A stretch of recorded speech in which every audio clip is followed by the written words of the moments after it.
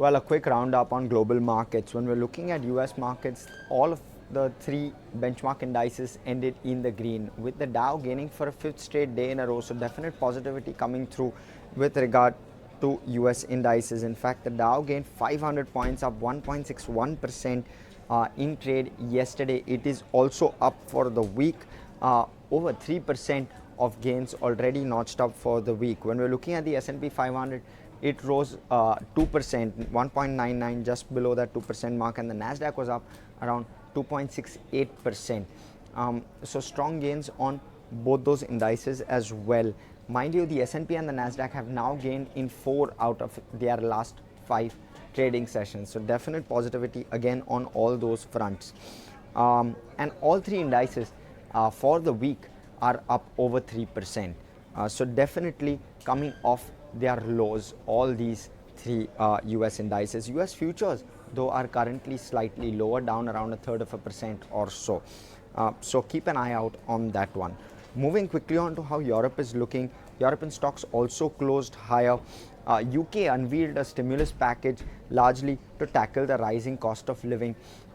So the DAX was up around 1.6%, the FTSE up over 0.5% in trade.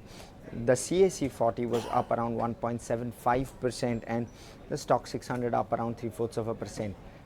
So again, all European indices in the green as well. So positive cues globally, leading of course on to how the handover to Asia happened, largely positive. So Asia has opened positive as well. When I'm looking at Asian indices at the moment, all largely in the green. The Nikkei is up around 0.2% as we speak. The Shanghai also up around that same number.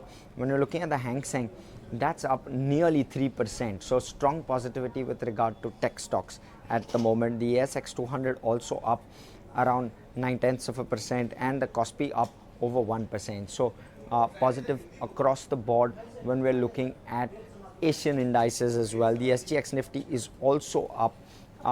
Definitely positive cues across the board. The SGX Nifty is up around 0.5%. So surely looking at a good start at the moment. Indian indices, the way we're looking at it. Moving quickly on to how oil and gold are looking. Oil has breached that $114 a barrel mark. So sharp gains seen in oil versus yesterday, and that's largely on the back of tighter supplies. That's point number one. And point number two is the EU seeking a Russian crude ban. So that will continue to pressure oil prices. Moving quickly on to gold. Gold is holding out above that $1,850 an ounce mark. But mind you, this is on the back of the Federal Reserve coming out and talking against inflation. So that will keep gold prices in check and under pressure, at least the way we are seeing it at the moment. So gold will remain under pressure.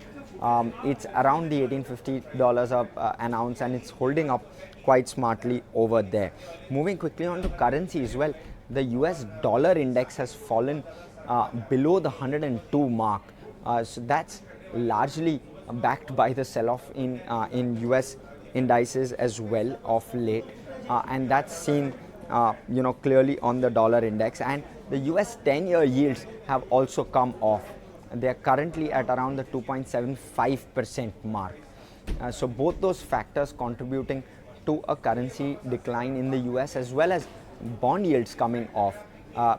Bond yields coming off is also largely on the back of volatility in markets, where investors are switching between assets from equity to debt, and that's leading debt as well as US treasuries higher. Those prices are going up and bond yields are coming down.